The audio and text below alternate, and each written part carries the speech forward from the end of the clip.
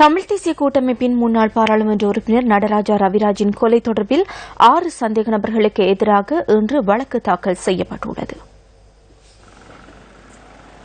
2006ஆம் ஆண்டு நாரகன்பேட்டையில் முன்னாள் பாராளுமன்ற உறுப்பினர் நடராஜா ரவிராஜ் சுட்டுக் கொலை செய்யப்பட்ட சம்பவம் தொடர்பான வழக்கு இன்று கொழும்பு புதுக்கடை நீதவான் நீதிமன்றத்தில் மீண்டும் விசாரணைக்கு எடுத்துக் கொள்ளப்பட்டது. மேலதிக நீதவான் நிரோஷா பெர்னாண்டோ முன்னிலையில் இன்றைய வழக்கு விசாரணை இடம்பெற்றது. குற்றப்புலனாய்வு திணைக்கள அதிகாரிகள் கொலை சம்பவம் தொடர்பில் கைது செய்யப்பட்டுள்ள 9 சந்தேக நபர்களில் 6 சந்தேக நபர்களுக்கு எதிராக இதன் பொது வழக்கு தாக்கல் செய்துள்ளனர். வழக்கு தாக்கல் செய்யப்பட்டவர்களில் 3 கடற்படை சிப்பாய்களும் 2 போலீஸ் உத்தியோகத்தர்களும் சிவிலியன் ஒருவரும் அடங்குகின்றனர்.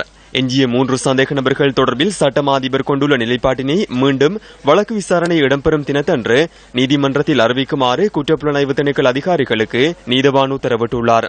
முன்னாள் பாராளுமன்ற உறுப்பினர் நடராஜா ரவிராஜின் கொலை வழக்கு இம்மாதம் 22ஆம் தேதி வரை மீண்டும் ஒத்திவைக்கப்பட்டுள்ளது.